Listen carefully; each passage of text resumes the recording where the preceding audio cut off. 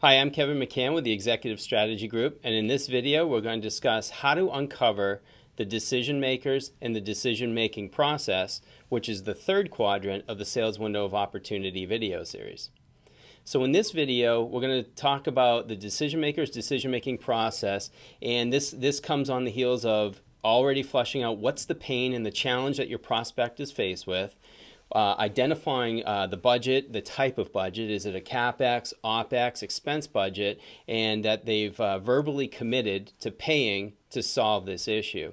So now that we know that we have an issue, they've got money that they're willing to spend to solve this issue, now we want to understand how do they go through that decision-making process and who is involved and who are the stakeholders in making that decision. So in simple terms, your goal here is to uncover all of the stakeholders or the people that are involved in making the decision, and then also the people that are impacted by making this decision. So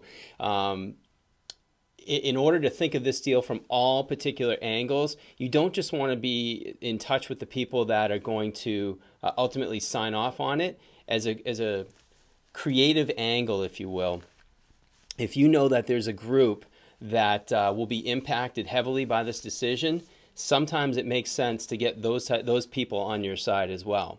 So who are all of the stakeholders that are going to be making this decision and who will be impacted by this decision, and find out what's important to them and how they go about making their decisions. So here's some of the questions that I'll tee you up with that you can ask either your sales executives if you're a sales manager, or your customers or prospects if you're a sales rep. So first question would be, can you describe the decision-making process for this issue for me, or for this project for me? And the way that we coach our customers to lay this out is to say, look, you know, it sounds like you've got this challenge. We definitely have a solution to bring to the table to help you resolve this issue. You've budgeted or allocated X amount of funds to take care of this issue.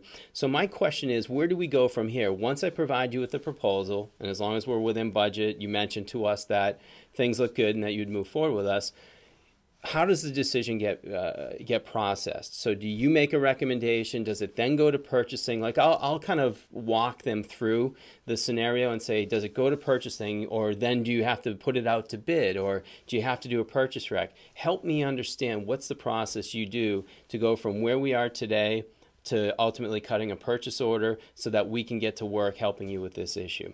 So have them walk through that process, and as they're mapping it out for you and going dot by dot, understand who has to be touched everywhere along the way. If they say, well, then it goes to purchasing, and then it gets kicked out, and Larry, my boss, has to approve it, find out who specifically in purchasing it goes to. Is it the same person all the time for your service?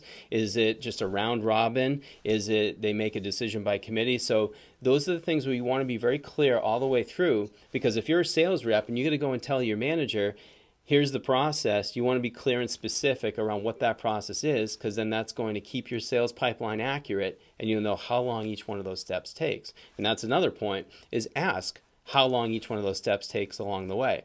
You know, does Sally or Nancy only look at these on Tuesday, or is she constantly looking at these purchase recs every single day? So these types of questions really help you refine and dial in the accuracy of that pipeline.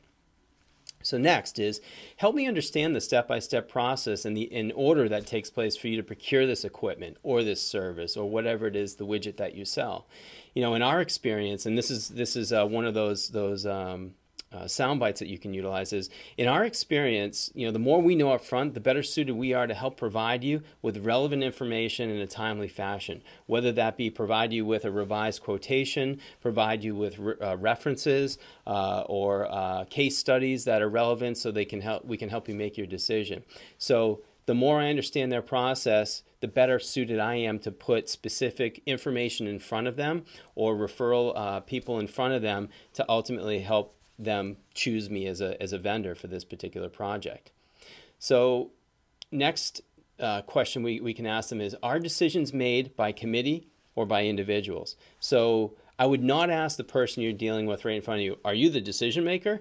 Because typically ego will enter the room and they'll say, well, yeah, of course I'm the decision maker.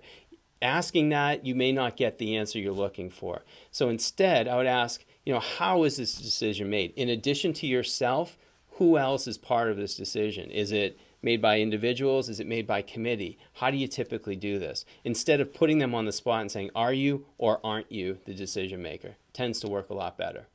Next is, once you've given your approval, say we're talking to Frank. Frank, once you've given your approval, what are the next steps in order to have this purchase order placed? So like I mentioned earlier, we want to map out all those dots along the way, every single step it takes, until ultimately we've gotten the purchase order, and now we can deploy our people, our software, our products, or what have you. So every single step along the way, you want to have them map out for you. Next, and this is super important, is what's the criteria that will be used to select the solution in the business partner or the vendor? So it's good to know that we have a project, that there's a budget, we now know the decision-making process and the steps tactically, but when it gets on the desk of each of these individual people, they all have different criteria, perhaps, right? So the director level person you're talking to may have a different set of criteria than the VP title person that you're about to talk to or that's going to get promoted to. And they may have completely different criteria than purchasing. So in some cases, we've dealt with companies that, you know, even though the IT guy or the VP of IT loves our solution, loves working with us, his hands are tied because purchasing gets to make all the decisions because they push everything out to bid. So it's important as a sales executive or as a company that's going to be a potential vendor to these folks to understand how that decision is made and what all that criteria is and how they stack rank the importance of that criteria.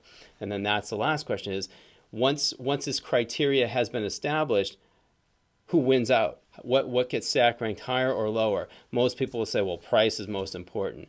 But in fact, it typically isn't. Usually it's going to be the value, the experience that you have in this market. Because if they lowball the price, but the project is a train wreck, that's not a win for them either. So sometimes price is not the most important. They're usually going to bring it up in the top 3 to 5, but I want to know what is the most important criteria so that I can articulate our value to that particular need and that stack ranked order of importance. So those are some questions you want to ask around decision makers and decision making process. Thanks for watching this video. We'll see you in the next one.